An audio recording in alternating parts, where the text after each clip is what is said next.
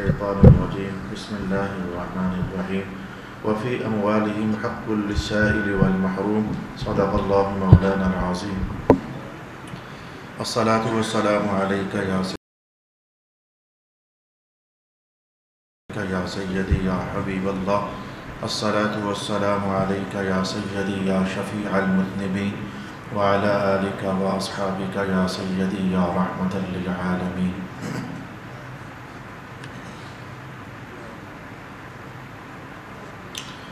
اور ان کے مالوں میں حق ہے سائلین کا اور محروم کا. صدق اللہ مولانا العظیم. اللہ رب العالمین کے فضل سے آیات کا عنوان یہ ہم سیکھ رہے ہیں متقی لوگوں کے لیے کچھ خاص پہچانیں اور کچھ خاص علامات اللہ تعالیٰ نے ارشاد فرمائی ہیں.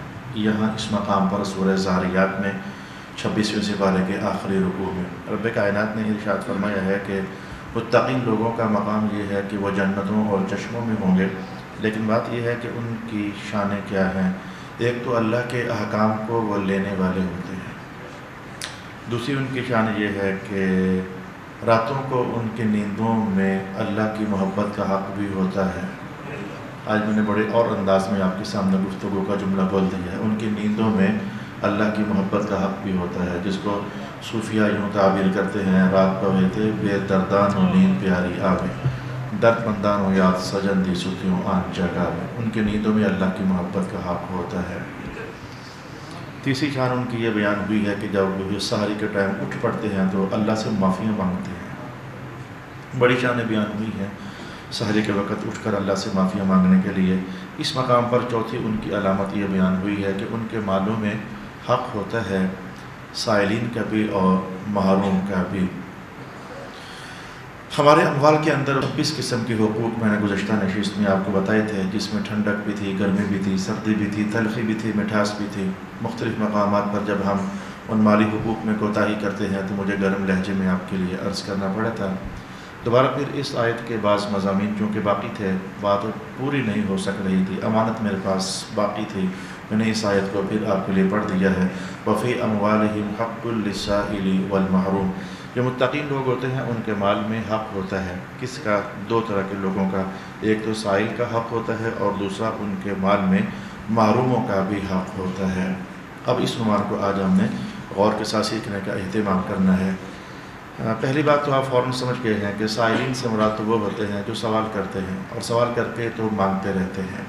کئی بار ایسا ہوتا ہے کہ ان سوال کرنے والوں میں کچھ لوگ حقدار نہیں بھی ہوتے ہیں, لیکن باہر کے سائل کون ہوتا ہے اس پر مجھے کچھ بھی وضاحت کہنے کی ضرورت نہیں. آپ فوراً سمجھ رہے ہیں کہ سائل کون ہوتا ہے.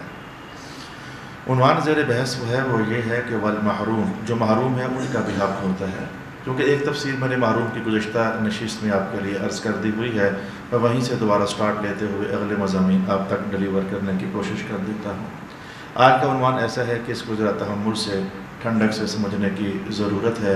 محروم کون لوگ ہوتے ہیں, محروم کون ہوتا ہے, کس کو رب کائنات نے محروم قرار دیا ہے. ایک تو وہی ہیں انسانوں کی دنیا کے غریب لوگ جن کو اللہ تعالیٰ نے محروم رکھا, اور محروم ان کے کسی جرم کی وجہ سے نہیں رکھا, اپنی حکمت کاملہ کی وجہ سے محروم رکھا. کوئی شخص اگر غریب ہے تو اپنے کسی کوتاہی کی وجہ سے یا اپنی کسی کمی کی وجہ سے غریب نہیں ہے. کوئی شخص اگر امیر ہے, مالدار ہے, تو اپنی کسی دانائی کی وجہ سے یا بہت سمجھداری اور لیاقت کی وجہ سے مالدار نہیں ہے. غریب کا غریب رہ جانا بھی اللہ کی حکمت کے پیش نظر ہے, اور مالدار کا مالدار ہونا بھی اللہ کی خاص حکمت کے پیش نظر ہے. وغیرہ آپ لوگوں نے دیکھ لیا ہوا ہے کہ بڑے بڑے سمجھدار لوگ غریب ہیں, بڑے بڑے متقی لوگ غریب ہیں, بڑے بڑے پڑھے لکھے لوگ غریب ہیں. تو غریب ہونا یہ کمی کوتاہی کا نتیجہ نہیں ہوتا, اللہ کی حکمت کا نتیجہ ہوتا ہے. یہ بار بار میں نے لفظ حکمت استعمال کیا ہے, اصل میں حدیث میں آتا ہے کہ رسول پاک علیہ السلام نے ارشاد فرمایا کہ اللہ نے لوگوں کو جب بنایا تو ان کے مزاج بھی اللہ ہی نے بنائے. آپ جانتے ہیں کوئی جلد مزاج ہوتا ہے, جلد بازی والا, کوئی تحمل مزاجی رکھتا ہے, کوئی گرم مزاجی رکھتا ہے, کوئی ٹھنڈک مزاجی رکھتا ہے, کوئی صبر مزاجی رکھتا ہے. مختلف مزاج رب کائنات نے بنائے. تو اللہ کریم اپنی شانوں سے جانتا تھا کہ یہ بندہ جو ہے اس کو میں نے یوں بنایا ہے کہ اگر اسے میں نے محروم کر دیا, کہیں اپنا ایمان ہی خراب نہ کر لے, اسے مال دے دیتے ہیں, ایمان تو اس کا بچا رہے کم از کم. اور کچھ لوگ ایسے تھے کہ جن کو اللہ تعالیٰ جانتا تھا کہ اگر ہم نے اس کو مال دے دیا عیاشی میں پڑ جائے گا، آوارگی میں پڑ جائے گا، کچھ بھی اس سے کوتاہیاں ہو سکتی ہیں، تو ہم چاہتے ہیں کہ یہ بچا رہے، تو ہم نے پھر اس کو مال نہیں دیا تاکہ اس کا ایمان پر سلامت رہے۔ دینے والے جن کو دیا گیا وہ بھی اللہ کی حکمت کی وجہ سے دیا گیا، جن کو نہیں دیا گیا وہ بھی اللہ کی حکمت کی وجہ سے دیا گیا۔ ایک بات تو یہ طے کر لیں، نوازے ہوئے لوگوں کو جاننا چاہیے کہ بس بات یہی ہے کہ اللہ تیرا شکر ہے، ہم میں کوئی ایسی اہلیت نہیں تھی، آپ نے کرم فرما دیا ہے۔ محروموں کو دکھ نہیں کرنا چاہیے، ان کو جو محروم رکھا گیا ہے، غریب رکھا گیا ہے، اس کے پیچھے بہت بڑی حکمت کاملہ تھی، انہیں یوں سوچنا چاہیے اللہ کریم آپ کی بہت مہربانی، آپ جانتے تھے کہ اگر ہمارے پاس مال زیادہ آ جاتا ہم گناہوں ہی میں نہ پڑ جاتے، آپ نے مال کم کر کے ہماری نیکیاں زیادہ کرنے کا اہتمام کر رکھا ہے۔ دونوں کا کام پر اللہ تعالیٰ کے حضور یوں سر بسجود رہنا چاہیے۔ اچھا، تو محروم سے مراد ایک معنی واقعہ ہو گیا کہ جو غریب لوگ آج ہمارے معاشرے کے اندر پائے جاتے ہیں وہ محروم ہیں، لیکن بات ابھی بھی کھلی نہیں ہے۔ یہ کچھ لوگ غریب ہوتے ہیں لیکن انہیں مانگنے کی عادت ہوتی ہے، اور کچھ لوگ غریب ضرور ہوتے ہیں لیکن انہیں مانگنے کی عادت نہیں ہوتی، ان کے اندر ہمت نہیں ہوتی۔ جو غریب بھی ہیں ان کے اندر مانگنے کی ہمت بھی نہیں ہے، ان دونوں باتوں کو ملا لیں تو ان کو کہا جاتا ہے کہ یہ اصل میں محروم ہیں۔ جو غریب ہیں لیکن مانگ لیتے ہیں، مانگ کر اپنا گزارا چلا لیتے ہیں، تو ان کی غربت تو ہو گئی، بلکہ ایسا ہوا کہ یہ جو بازاروں میں مانگنے والے ہیں، آپ جانتے ہیں ان میں سے کئی مانگنے والے ایسے ہیں جو آپ میں سے کسی نہ کسی امیر کے برابر ہیں۔ تو سائل اپنا سوال کر کے ضرورت کو پورا کر لیتا ہے، لیکن جو غریب ہوتا ہے سوال کرنے کی ہمت نہیں ہوتی، استغنائے نفس اس کے لیے رکاوٹ بنا رہتا ہے، اس کی خودداری، اس کی عزت نفس اس کے لیے رکاوٹ بنی رہتی ہے۔ مولا کائنات کا تم چپ کر گئے ہو نا، اپنی فطرت کی وجہ سے، خودداری کی وجہ سے چپ کر گئے ہو، ہم تمہارے رب ہیں، ہمیں پتہ ہے کہ تمہاری ضرورت ہے، اپنے دوسرے بندوں کو ہم خود ہی سمجھا دیتے ہیں، جن کو ہم نے غریب بنایا ہے مانگ نہیں سک رہے اپنی خودداری کی وجہ سے، تمہیں تمہارا رب کہتا ہے کہ ان کو تلاش کر کر کے ان کی جوڑیاں بھر کرو۔ اللہ رب العالمین نے ایسے مستغنی لوگوں کو بھی محروم نہیں ہونے دیا، محروم رکھا ہے، لیکن کسی دوسرے کی ڈیوٹی لگا دی ہے کہ تم نے ان کو نوازنا ہے۔ اچھا، اب اس نوازنے کے حوالے سے میں نے آپ کے لیے اہم 3-4 باتیں بڑی اہم ہیں جو کہ ضرور مجھے آپ کے سامنے کرنی ہیں۔ کچھ باتیں بڑے پرانے زمانے میں نے آپ سے کہی ہوئی تھی، لیکن آج ان میں سے ایک آدھ بات کی دہرائی ہو جائے گی۔ صلی اللہ علی حبیبہ محمد وآلہ وسلم۔ دیکھیے، پہلی بات آپ یہ یاد رکھیے اور خوب یاد رکھیے، بھولنے والی بات نہیں ہے، ورنہ پریشان ہو جاؤ گے آپ، بھولنے والی بات نہیں ہے۔ میرے پاس سائل آ گیا، مجھے پتہ لگ گیا اس کی ضرورت، میں نے دے دیا۔ محروم تو مانگ ہی نہیں رہا، محروم تو مانگ ہی نہیں رہا، جس کی حدیث پاک کے اندر بڑی شان بیان ہوئی، وہ تو مانگ ہی نہیں رہا۔ تم اس کو سمجھ رہے ہو کہ بڑا مالدار ہے، بڑا کھاتا پیتا ہے۔ یہ قرآن پاک نے خود کہا، کچھ لوگ ایسے ہوتے ہیں احصروا فی سبیل اللہ، وہ روک دیے جاتے ہیں اللہ کے تعالیٰ کے راستے میں، وہ مانگتے نہیں ہیں۔ اصل حقدار وہ ہوتے ہیں، قرآن حکیم نے کہا 3 سپارے کے اندر، للفقراء الذین احصروا فی سبیل اللہ، اصل حقدار وہ ہوتے ہیں۔ اچھا، مانگنے والے تو مانگ کر فارغ ہو گئے، ان کو زیر بحث ہم نہیں لاتے، لیکن جو محروم ہیں مانگ وہ رہے نہیں ہیں، تو پھر کیسے معلوم ہوگا کہ ان کو دینا ہے؟ یہ ہے آج کا تفسیری پہلا نقطہ۔ وہ تو مانگ ہی نہیں رہے، ہمیں پتہ نہیں چل رہا کہ ان کی ضرورت ہے یا کہ نہیں، حالانکہ ان کی ضرورت ہے۔ اس پر ائمہ تفسیر نے کہا کہ اہل ثروت، اہل دولت، اہل مال، تمہاری جیسے یہ ذمہ داری ہے کہ زکوٰۃ نکال کر دینا، جیسے یہ تمہاری ذمہ داری ہے، تو اللہ نے محروم لفظ کہہ کر کے تمہیں سمجھا دیا ہے کہ ایسے خوددار لوگوں کو توجہ میں رکھنا، ٹول لگاتے رہنا، توجہ لگاتے رہنا۔ کون ہے جو ہے غریب لیکن مانگنے کی ہمت نہیں رکھتا ہے؟ یہ تمہاری ذمہ داری میں شامل ہے کہ اپنے اموال سے ایسے لوگوں کو تلاش کر کے ان کو مال تم نے پہنچانا ہے۔ یہ ایک بہت مخفی ذمہ داری ہے اہل ثروت کی اور اہل مال کی اور اہل دولت کی، بہت اہم ذمہ داری، تمہیں تلاش کرنا ہے انہیں۔ وہ تو نہیں مانگیں گے، ان کی شان ہی نہیں ہے مانگنا، لیکن تم نے دینا ہے۔ وفی اموالہم حق للسائل والمحروم، تمہارے اموال میں ان کا حق موجود ہے، تم نے تلاش کرنا ہے ان کو توجہ میں رکھنا ہے۔ ہاں جی، کہیں نہ کہیں رشتہ داروں میں آپ کو نظر آ جائیں گے، ہوتے ہیں غریب ہوتے ہیں، پریشان ہوتے ہیں، لیکن مانگ نہیں سکتے ہوتے ہیں۔ اور اگر میں اس دائرۂ کار کو وسیع کر دوں تو کر سکتا ہوں، تمہارے رشتہ داروں میں بھی کچھ لوگ ایسے ہوتے ہیں، غریب ہوتے ہیں لیکن مانگتے نہیں ہیں۔ تمہارے حلقہ احباب میں بھی کچھ ایسے لوگ ہوتے ہیں جو غریب ہوتے ہیں، ان کی ضرورت ہوتی ہے لیکن مانگتے نہیں ہیں، وہ اپنی عزت نفس کو تباہ نہیں ہونے دیتے ہیں۔ ان قریب آگے جا کر حدیث کے الفاظ میں آپ کو سناؤں گا، اللہ اکبر، اتنے پیارے الفاظ ہیں، اتنے پیارے الفاظ ہیں۔ رسول پاک علیہ الصلوۃ والسلام فرماتے ہیں وہ مال مانگنے کے لیے اپنے آپ کو گرا نہیں دیتے ہیں، اوروں سے مال مانگنے کے لیے اپنے آپ کو گرا نہیں دیتے ہیں، اپنی عزت نفس کا سودا نہیں کرتے ہیں، خودداری کے ساتھ رہتے ہیں۔ مجھے ہمارے مشائخ کے یہ کلام یاد ہے، سلسلہ نقشبندیہ کا، ظاہر ہے کہ وہ لڑیاں ہوتی ہیں، بڑے حضرت صاحب کے یہ مرید، پھر ان کے خلیفے تو ان کے خلیفے تو ان کے خلیفے تو ان کے خلیفے۔ ہمارے سلسلے نقشبندیہ کے اندر ہمارے بڑے مشائخ نے یہ بات ارشاد فرمائی تھی کہ ہمارے سلسلے کے لوگوں کو سمجھو کہ فیض مل گیا، جو کبھی اگر محروم بھی ہیں، مانگے نہ تو لوگ ان کو سمجھیں گے کروڑوں پتی ہیں، وہ ہوں گے کروڑوں پتی نہیں، وہ اپنا ہاتھ پھیلائیں گے نہیں، کروڑوں پتی نہیں ہوں گے، مانگیں گے نہیں، لوگ ان کو کروڑوں پتی سمجھیں گے۔ لیکن ہمیں پیچھے سے اجازت آئی ہوئی ہے کہ اللہ کبھی ان کی کوئی ضرورت رہنے نہیں دے گا، ویسے نوازے گا ان کو۔ والمحروم، محروموں کو تلاش کرنا یہ آپ لوگوں کی ذمہ داری ہے۔ کون ہے آپ کے دوستوں میں، کون ہے آپ کے رشتہ داروں میں، کون ہے آپ کے محلے داروں میں، جہاں تک آپ کا سلسلہ تعلق ہے وہاں تک آپ کو توجہ رکھنی پڑے گی، اور یہ توجہ رکھنا آپ کی ذمہ داری ہے۔ اس محروم کی ذمہ داری نہیں ہے کہ وہ آپ کی توجہ میں آنا چاہے، گھوم گھوم کر آنا چاہے، اشارے کرے، کنایہ کرے، اس کی ذمہ داری نہیں ہے۔ یہ آپ کی ذمہ داری ہے کہ ان کو تلاش کریں۔ جیسے آپ نے اپنی بہت ساری ذمہ داریوں کو نبھانے کے لیے اپنا رزق کھانا ہے، رزق خود تلاش کرتے ہو، تعلیم پانی ہے، تعلیم خود تلاش کرتے ہو کیونکہ اللہ کا حکم آ گیا ہے، تو جو احکام الہیہ ہیں، عبادت کرنی ہے، خود تلاش کرتے ہو، پہنچتے ہو۔ ایسے ہی تمہارے مال میں محروموں کا حق ہے، وہ خود نہیں بولیں گے، تمہیں ان کو تلاش کرنا پڑے گا۔ یہ میں ایک بہت باریک ذمہ داری ہے جو آج آپ کو سمجھا رہا ہوں، پہلی بار قرآن حکیم میں ہمارے سامنے آئی ہوئی ہے۔ محروموں کو تلاش کرنا یہ اہل ثروت کی ذمہ داری میں شامل ہے۔ اور دوسری بات یہ ہے کہ جب پتہ لگ گیا، جب میں اب بولنے جا رہا ہوں ایک جملہ وہ بہت نازک ہے، جب پتہ لگ گیا کہ یہ بندہ محروم ہے، غریب ہے، مانگ بھی نہیں سک رہا ہے، تو اب اس طرح کے سرمایہ دار نہ بننا جو اندر سے انتظار کریں مانگے گا تو ہی دوں گا۔ قرآن نے پہلے کہہ دیا یہ مانگنے والی ہے ہی نہیں ہے، یہ مانگنے والا ہے ہی نہیں، اس کے مانگنے سے پہلے اس کو دینا ہے، تلاش کرنا ہے، یہ ایک ذمہ داری ہے۔ اور ان کی طرف سے مانگنے کا انتظار نہیں کرنا، یہ تم نے خود نوازنا ہے ان کو، ان کی خود جھولی بھرنی ہے تم نے، اور ان کی ضرورتوں کا خود خیال کرنا ہے تم نے۔ یہ دو الگ الگ باتیں ہیں، بڑی قریب ہیں، مغالطے میں نہ پڑ جانا۔ میں پھر بول دوں گا کیونکہ ہمیں قرآن حکیم سیکھنے سے غرض ہے۔ محروموں کو توجہ میں رکھنا، تلاش کرنا کون کون ہے، مل جائیں تو پھر ان کی طرف سے سوال کا انتظار نہیں کرنا ہے، کسی نہ کسی بہانے ان کو دینے کا اہتمام کرنا ہے۔ اور تیسری بات اس سے بھی نازک ہے، جب دے چکو رشتہ داروں کو، دوستوں کو یا کسی کو بھی، جب دے چکو تو تمہارا وہ جو بات میں ہمیشہ کہتا ہوتا ہوں اور پھر کہتا رہوں گا، تمہارا کوئی اس میں احسان نہیں ہے ان پر۔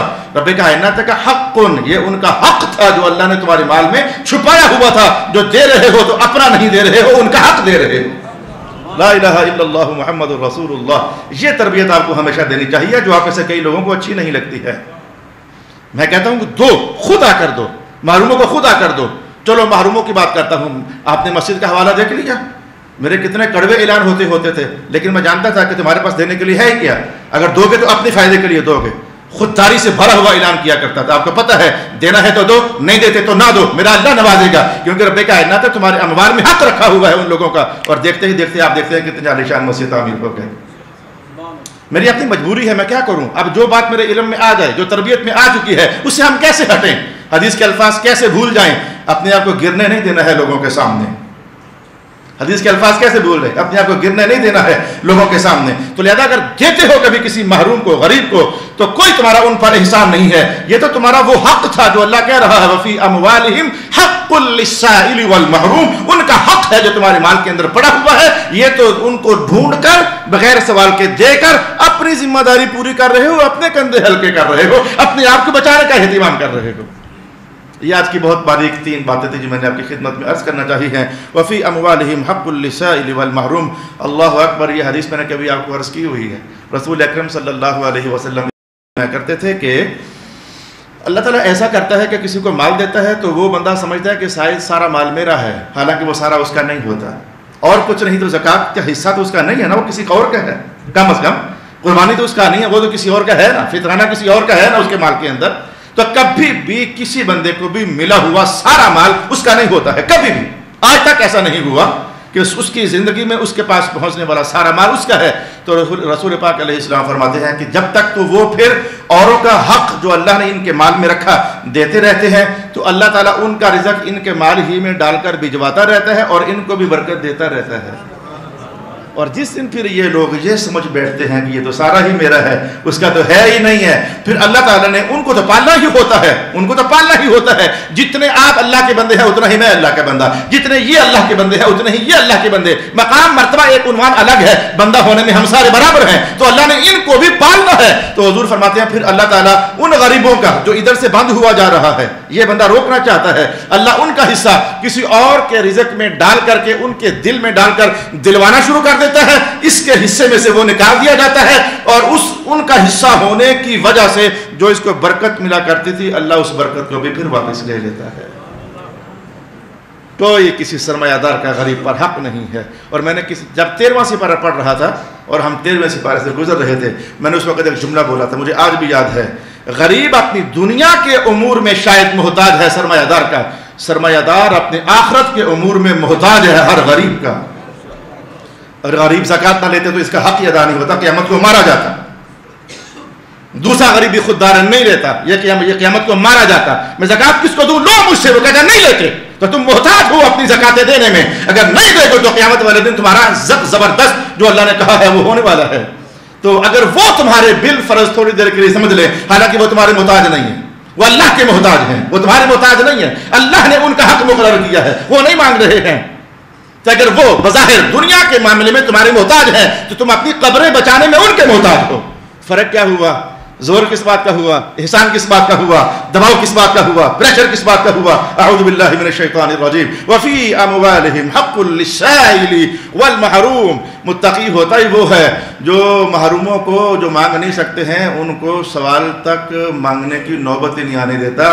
وہ کہتا ہے میں خود آؤں گا، تیری خدمت کروں گا، میں خود تیرے اپنے حصے سے تیرا جو بنتا ہے وہ حصہ تجھے نکال کر دوں گا. لا الہ الا اللہ. جناب عمر کا گشت تو آپ کو یاد آتا ہوگا کہیں نہ کہیں. گشت کرتے کرتے جب دیکھا کہ ایک انڈیا کے اندر پانی میں پتھر ابل رہے ہیں، بچے انتظار کر رہے ہیں کہ ابھی پکے گا کھانا اور کھا لیں گے. آپ کو اطلاع ہوئی تو گھر واپس آئے اور ایک بھورے کے اندر جو اناج ڈالنا تھا ڈالا اور اپنے ہی کندھے پر ڈال کر اس کی طرف جب بڑھنے لگے تو خادم نے کہا تھا حضور میں اٹھا لیتا ہوں. کہا قیامت کو بھی عمر اپنا بوجھ خود اٹھانے والا ہے، تو مجھے آج ہی اٹھانے دو. قیامت کو عمر اپنا بوجھ خود اٹھانے والا ہے، اسے آج اٹھانے دو. تو بھائی قیامت والے دن جو دینے پڑیں گے، آج نکال کر دو بھی اور برکت بھی پاؤ. وفی اموالہم حق للسائل والمحروم. صلی اللہ علی حبیبہ محمد وعلی آلہ وصحبہ اجمعین. یہاں تک تو میں نے جو کہنا تھا کہا. اب میری نظر میں چونکہ آتی آتی ابھی علامہ اسماعیل حقی گزر گئے ہیں، روح البیان کے مصنف کو میں ابھی پڑھ کر آیا ہوں. سبحان اللہ سبحان اللہ سبحان اللہ. اور بات بڑی فرماتے ہیں کہ مال اپنا اپنا، کسی کے پاس مال ہے پیسوں کا، کسی کے پاس مال ہے کوئی بھی یہ پیسوں اور دولت سے ملتا جلتا، کوئی بھی ٹائم ضائع نہیں کرتا. کسی کے پاس مال ہے یہ، اور کسی کے پاس مال ہے تقوی کا، یہ بھی دولت ہے. کسی کے پاس دولت ہے تقوی کی، کسی کے پاس دولت ہے اللہ کے پیار کی، کسی کے پاس دولت ہے اللہ کی عرفان کی، وہ معرفت الہی میں اترا ہوا ہے، کوئی عشق الہی میں ڈوبا ہوا ہے. ہر ایک کی اپنی اپنی دولت ہے. قرآن حکیم نے دونوں کا اشارہ کیا، حرث الدنیا و حرث الآخرہ. کسی کے پاس وہ ہے جو دنیا کا مال ہے، کسی کے پاس وہ ہے جو آخرت کا مال ہے. تو علامہ اسماعیل حقی فرماتے ہیں کہ جیسے مولا کائنات ہیں، ان دولت والوں کے بارے میں کہا ہے نا کہ تمہارے مال میں تمہاری دولت میں حق ہے محروموں کا. تو حقی کہتے ہیں کہ جو اہل تقوی ہیں، اہل تقوی، اہل رحمت، اہل عطا، اہل فضل، اہل معرفت، اہل عرفان جو ہے، جو اہل نور ہے، اہل مغفرت ہے اور اہل فضل ہے، جو ان کو اللہ نے یہ دولتیں عطا کی ہیں، ہم غریبوں کا اللہ نے اس میں حق رکھا ہوا ہے. وہ نوازتے ہیں، ہم غریبوں کا اللہ نے اس میں حق رکھا ہوا ہے. کیونکہ جو محروم ہیں خواہ اس طبقے والے اور جو محروم ہیں خواہ اس طبقے والے، روحانیت کے درجے والے جو ہیں اس میں جو محروم ہے، اور دنیا کی دولت کے طبقے والے اس میں جو محروم ہے، جو جس طرح کی دولت رکھتا ہے اس میں اسی طبقے والے غریبوں کا حق ہے.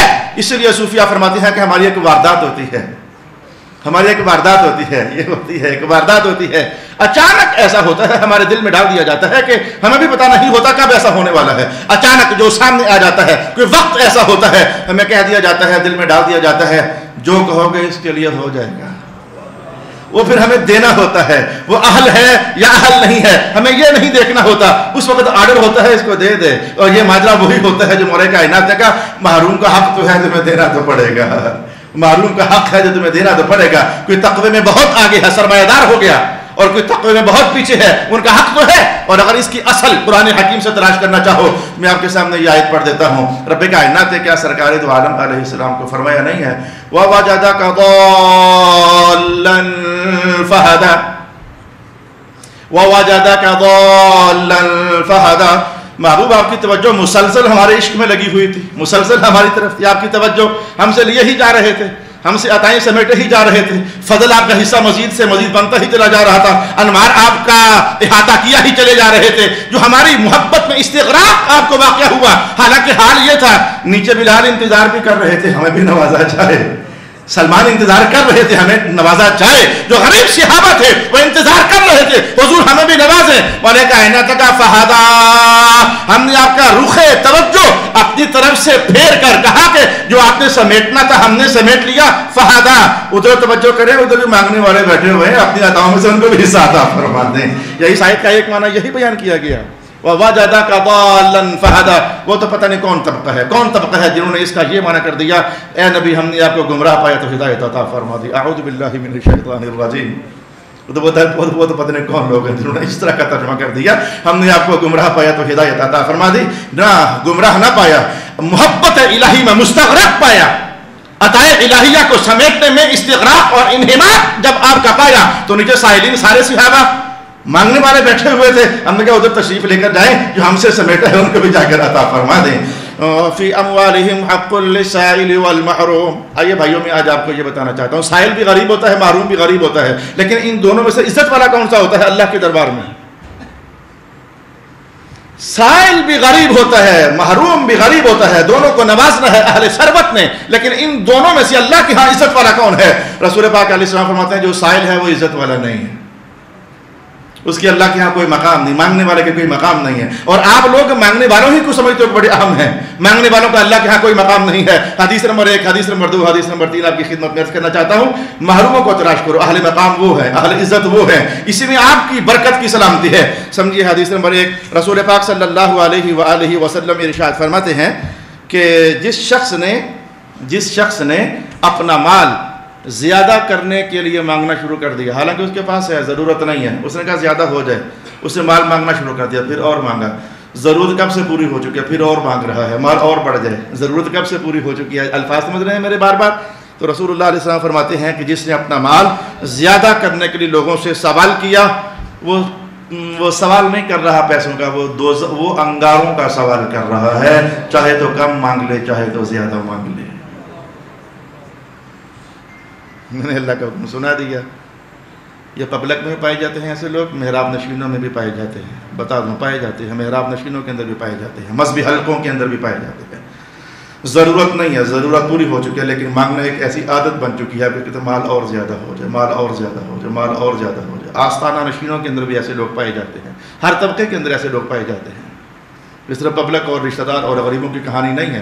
تو حضور فرماتے ہیں جو ضرورتیں پوری ہو جانے والا مال مل چکا ہے اللہ کی طرف سے، پھر بھی مانگتے رہتے ہیں، وہ مال کا سوال نہیں کر رہے بلکہ وہ انگاروں کا سوال کر رہے ہیں۔ یہ سائل کے لیے کہا ہے، محروم کے لیے تو نہیں کہا، وہ تو مانگتا ہی نہیں ہے بیچارہ۔ یہ سائل کی کان کھینچے گئے ہیں، محروم کے نہیں، وہ تو خود داری کے ساتھ بیٹھا ہوا ہے۔ اللہ اکبر۔ حدیث نمبر 2 کے الفاظ آپ سے عرض کرتا ہوں، اور یہ حدیث معلوم ہے اور مشہور ہے۔ سرکار دو عالم علیہ الصلوۃ والسلام ارشاد فرماتے ہیں کہ جو شخص ہمیشہ لوگوں سے سوال کرتا رہتا ہے، قیامت کو جب آئے گا تو اس کے چہرے کی ہڈیاں نظر آئیں گی، بوٹی اور گوشت اس کے چہرے پر نہیں ہوگا۔ یہ کوئی عزت نہیں کی جا رہی ہے، سمجھ آتی ہے کہ یہ دونوں ہیں غریب، لیکن سائل کی کوئی عزت نہیں ہے اللہ کے ہاں، اللہ کے ہاں سائل کی کوئی عزت نہیں ہے، محروم کی عزت ہے۔ ہاں جو واقعی حقیقتاً ضرورت کی انتہا کو پہنچا ہوا ہے اس کے لیے اجازت ہے، لیکن یہ جو منع کیا جا رہا ہے اور جو روکا جا رہا ہے، آپ کو پتہ ہے کہ ضرورت سے زیادہ سوال کرنے والوں کو روکا جا رہا ہے اور منع کیا جا رہا ہے۔ ایک حدیث مجھے اور کہنی ہے اور اس کے بعد پھر ایک اور کہنی ہے، اور اس کے بعد شاید میں اپنی گفتگو سمیٹ پاؤں گا۔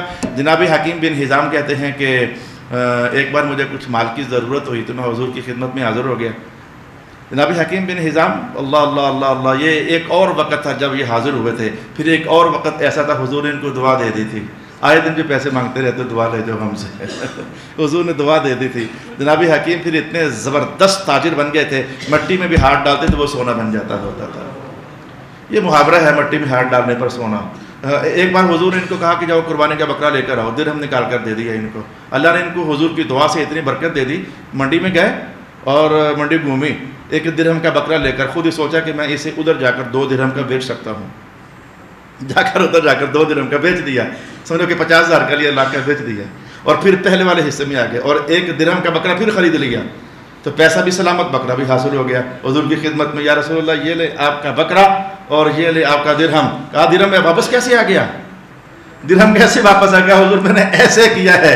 تو وہ تو لیکن سمجھ آ گئی آپ کو کہ کتنا پھر حضور کی دعا سے برکت نصیب ہوئی کہ پیسہ بھی واپس اور سامان بھی گھر میں آ گیا۔ تو رسول پاک علیہ الصلوۃ والسلام نے اس درہم کے بارے میں فیصلہ کیا تھا، حکیم ہم یہ اللہ کے لیے نکال چکے تھے، اب یہ اس میں سے جو مزید نکلا ہے وہ بھی اللہ کے لیے ہے، یہ بھی اللہ کے لیے ہے۔ وہ تو حضور نے پھر قبول نہ فرمایا اور اللہ کے راستے میں صدقہ کر دیا۔ یہیں سے تو ڈھیروں مسائل پیدا ہوتے ہیں۔ قربانی کی گائے اگر دودھ دے گی تو وہ آپ کا نہیں ہے، جو مال اللہ کے لیے کر چکے ہیں وہ اللہ ہی کے لیے ہوگا۔ قربانی کے جانور کے اگر اون کاٹو گے تو وہ آپ کے لیے نہیں، وہ کسی غریب کو دے تو وہ اللہ کا حق ہو چکا ہے۔ قربانی کے جانور کے ہاں ایک اور بچہ پیدا ہو گیا، وہ آپ کا نہیں ہے، وہ کسی اور کا ہو چکا۔ جب یہ سارا مال اللہ کا ہے، اس میں سے جو نکلے گا وہ بھی اللہ کا ہے۔ اس حدیث سے تو کتنے مسائل پیدا ہو جاتے ہیں۔ صلی اللہ علیہ حبیبہ محمد وآلہ وسلم۔ اچھا میں ایک بار پھر حضور کی خدمت میں حاضر ہو گیا، حضور مال دیں، حضور نے پھر دے دیا۔ میں ایک بار پھر حاضر ہو گیا، حضور مال دیں۔ اب یہ مسلسل یا کچھ وقفہ ڈال کر میں یہ نہیں جانتا ہوں، میں پھر حاضر ہو گیا، حضور نے کہا مال لے لو، میں نے حضور نے مال پھر دے دیا۔ میں نے 3 مرتبہ جب سوال کیا ایک ہی زمانے میں یا مختلف زمانوں میں، تو آخرکار رسول پاک علیہ الصلوۃ والسلام نے مجھے یہ بات ارشاد فرما دی۔ وہ بات میں آپ کو سمجھانا چاہتا ہوں محروم طبقے کے لیے، وہ بات میں آپ کو عرض کرنا چاہتا ہوں۔ تو رسول پاک صلی اللہ علیہ وسلم نے ارشاد فرمایا کہ حکیم یہ جو دنیا کا مال ہے یہ بڑا سبز ہے اور بڑا میٹھا ہے، بڑا دل کرتا ہے، میٹھا بھی ہے اور سبز بھی ہے، رنگوں میں خوبصورت سبز اور ذائقوں میں مٹھاس، آپ جانتے ہیں یہ بڑا میٹھا بھی ہوتا ہے اور یہ بڑا سرسبز بھی ہوتا ہے۔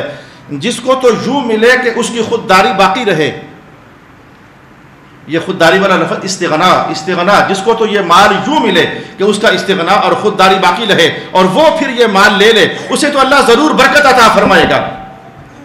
اور جو شخص اپنے آپ کو گرا کر اس مال کو لے، اللہ اسے کبھی برکت نہیں مانگتا ہی رہے گا۔ اللہ اکبر، اللہ اکبر۔ اپنے آپ کو گرا کر، یہ گرانا یہی ہوتا ہے۔ تم جانتے ہو کہ تم سب کی دولتیں اکٹھی ہو جائیں تو میں نہیں، کوئی اور بھی اگر محراب میں آ کر بیٹھے گا، اس کے پاس ایک حدیث رسول ہوگی، تم سب کی دولتیں اس کے قدموں کے اندر ڈھیر ہیں، اس کی ایک حدیث کا مقابلہ تمہاری دولتیں اور بادشاہیاں نہیں کر سکتی ہیں۔ تمہیں پتہ ہے اس بات کا؟ تم اگر بادشاہ ہوگے، تاجور بھی ہوگے، تمہارے خربوں اربوں بھی اس ایک حدیث کا مقابلہ نہیں کر سکتے، تو ہو کر عالم دین تمہارے پاؤں میں آ کر بیٹھے، تمہارے دروازے کھٹکھٹائے آ کر کے۔ حضور یہ فرماتے ہیں اپنے آپ کو گرا کر اگر مان لو گے، حدیثیں چھوڑ کر تمہیں پروٹوکول دے۔ گجر خان کے سرمایہ داروں کو، سیاستدانوں کو مجھ سے یہی شکوہ ہے، ہم آتے ہیں حضرت توجہ نہیں کرتے۔ تم ہو ہی کون حدیث کے مقابلے میں؟ جب آتے ہو تو میں توجہ دوں؟ جب حضور کے پاؤں میں بیٹھا ہوتا ہوں اور حضور کی حدیث کھول کر بیٹھا ہوتا ہوں، اس وقت سب سے بڑا بادشاہ میں خود ہوتا ہوں۔ میں تمہارے سامنے اپنے آپ کو گرا کر، حدیث روک کر، قرآن روک کر تمہیں عزت، تمہیں پروٹوکول دوں، ہم سے تو ایسا نہیں ہوتا ہے، کیونکہ حضور نے فرما دیا ہے جو گرا کر مال لے گا اسے کوئی برکت نہیں ہو سکتی ہے۔ رسول اللہ کا فرمان آپ کے سامنے ہے۔ اور کیا تھوڑا زمانہ گزرنا ہے، 23 سال گزر گئے آپ کے اندر، اللہ نے مجھے کب معروم ہونے دیا؟ زندگی میری گزری ہے، ضرورتیں پوری ہوئی ہیں، مسجدیں بنی ہیں، مدرسے بنے ہیں، طلباء نے کھایا ہے، سب نے کھایا ہے، لیکن ہمیشہ تمہارے سامنے ایسے کرنے کی بجائے کہا مولا تیرا دروازہ کافی ہے دستک دینے کے لیے ہمیں۔ اور ہوتے انہی لوگوں میں سے ہیں جن کے دل میں اللہ ڈالتا ہے مساجد بنانے کے لیے، مدارس بنانے کے لیے، مدارس چلانے کے لیے، وہ تو اسی کائنات کے لوگ ہیں، لیکن اللہ ان کے دل میں ڈالے، وہ آ کر محراب کے سامنے پیش کریں۔ اس میں تمہاری بھی عزت ہے اور حدیث کی بھی عزت ہے، مذہب کی بھی عزت ہے۔ ہم جیسے فقیروں کے نوکروں سے کبھی امید نہ رکھنا کہ تمہارے دروازوں پر آ کر دستک دے کر اپنے آپ کو گرا کر، اپنے آپ کو گرانے کا معنی یہ ہے اپنے سینے کے اندر جو حضور کے دین کی امانت لیے ہوئے ہیں ہم نے اس کی عزت کی پرواہ نہیں کی ہے۔ اعوذ باللہ من الشیطان الرجیم۔ تو جو اپنے آپ کو گرا کر مال مانگے گا کبھی برکت نہیں ہوگی، مانگتا رہے گا، مانگتا رہے گا، مانگتا رہے گا، مانگتا رہے گا۔ اور حدیث کے اگلے الفاظ بھی جلدی سے میں آپ کے لیے عرض کر دوں۔ حدیث کے اگلے الفاظ میں کبھی وہ سیر نہیں ہوگا جو اپنے آپ کو گرا کر مانگے، کبھی وہ سیر نہیں ہوگا۔ حدیث کے الفاظ کافی ہیں آپ کے لیے۔ حضور نے اتنے زوردار لہجے میں، خوبصورت انداز میں جب عنوان سمجھایا، اگلے ہی کسی زمانے میں سرکار تشریف فرماتے، کہیں سے مال آیا، صحابہ تشریف فرماتے، جناب عمر بھی بیٹھے ہوئے تھے، تو حضور کی توجہ ہوئی، کہا عمر یہ مال لے لے، نوازنا چاہا، عمر یہ مال لے لے۔ اور چونکہ اس دن کی گرما گرم باتیں جناب عمر نے، تو کہنے لگے یا رسول اللہ مجھے ویسے ضرورت نہیں ہے، جو مجھ سے زیادہ ضرورت مند ہے اسے عطا فرما دے۔ حضور مجھے ضرورت نہیں ہے، جو مجھ سے زیادہ ضرورت مند ہے اسے عطا فرما دیں۔ لیکن چونکہ معاملہ یہ بھی حضور کی یہاں کچھ اور تھا کہ جب اللہ بغیر مانگے دے اسے رد نہیں کرنا چاہیے، وہاں حضور نے یہ سمجھانا تھا۔ تو جناب رسول پاک علیہ السلام نے جناب عمر کو ارشاد فرمایا کہ الفاظ اس دن بھی یہ تھے، حضور پاک نے فرمایا کہ عمر لے لے، کوئی مانگ کر تھوڑا لے رہے، میں خود دے رہا ہوں نا، لے لے۔ اور ساتھ ہی جملہ فرمایا کہ میں آپ سے کہہ رہا ہوں لے لو اور اس سے مالدار بن جاؤ، لے لو اور مالدار بن جاؤ، اور پھر دل آئے تو کسی اور کو دے دینا۔ لے لو مالدار بن جاؤ اور پھر دل آئے تو کسی اور کو دے دینا۔ تو جب مال تمہارے پاس اس حالت میں آئے کہ تم اس کو طلب کرنے والے نہیں تھے، وہ لے لیا کرو، اور اگر طلب کرنے والے بن کر تمہیں اپنا آپ گرانا پڑے تو وہ مال تم لو، تو میں اس سے تمہیں منع کرتا ہوں وہ مال کبھی نہ لینا۔ تو سمجھ آئی ہے کہ سائل بھی ہوتا غریب ہے، مانگنے والا بھی ہوتا غریب ہے، محروم بھی ہوتا غریب ہے، لیکن عزت اللہ کے ہاں اس کی ہے جو خودداری کے ساتھ بیٹھ گیا۔ اللہ کے ہاں عزت اس کی ہے۔ تمہارے یہاں میں یار مجھے سمجھ نہیں آتے، مجھے غرض بھی نہیں ہے سمجھنے کی، جو اللہ کا حکم تھا میں نے آپ کو سنا دیا۔ یا مستغنی لوگوں کے بارے میں ہمیشہ یہ نہ سوچا کرو کہ ان کو ضرورت نہیں ہے، ضرورت ان کو ہوتی ہے، ان کی ضرورت کی گواہی قرآن حکیم ان الفاظ میں ارشاد فرما رہا ہے کہ للفقراء الذين احصروا في سبيل الله لا يستطيعون ضربا في الارض، وہ گھوم پھر کر آگے پیچھے مانگتے نہیں ہیں۔ يحسبهم الجاهل اغنياء من التعفف، الفاظ بدل گئے قرآن حکیم کے، مالداروں کو مالدار نہ کہا، جاہل کہہ دیا۔ ان جاہلوں کو پتہ نہیں ہے کہ اس کی ضرورت ہے، وہ سمجھتے ہیں کہ مانگ نہیں رہا لہذا اس کی ضرورت نہیں ہے، یہ جاہل ہے ایسے مالدار۔ يحسبهم الجاهل، ایسے مالدار جاہل ہیں جو غریبوں کو چونکہ وہ مانگتے نہیں ہیں تو سمجھتے ہیں کہ بڑے مالدار ہیں، ان کو دینا نہیں چاہیے۔ قرآن حکیم نے ادھر زبردست سخت لفظ بول کر کے ان کی تربیت کر دی، میں یہی کہوں گا تربیت کر دی، اور ان سے کہا تم جمع رہنا۔ انہیں کچھ نہیں کہا، انہیں کچھ نہیں کہا یہ جاہل ہیں کہ یہ ان کو سمجھ نہیں رہے ہیں، اور وہ اپنے استغناء اور خودداری میں بیٹھے ہوئے ہیں، یہ ان کو سمجھ نہیں رہے ہیں۔ تعرفهم بسیماہم، کبھی ان کی پیشانیاں غور سے دیکھا کرو، ان کا افلاس پیشانی پر تمہیں نظر آ جائے گا۔ کبھی ان کی پیشانیاں غور سے دیکھا کرو، ان کا افلاس تمہیں نظر آ جائے گا۔ میں نہیں جانتا تھا کہ وقت سمٹ جائے گا جلدی، کچھ میرے اور بھی معروضات باقی ہیں، لیکن بڑا سارا مدعا میں نے آپ کے سامنے رکھ دیا ہے۔ کس نے کیا سمجھا، کس نے کتنا سمجھا، اللہ تعالیٰ اسے اس سمجھ میں برکت عطا فرمائے۔ وآخر دعوانا الحمدللہ رب العالمین۔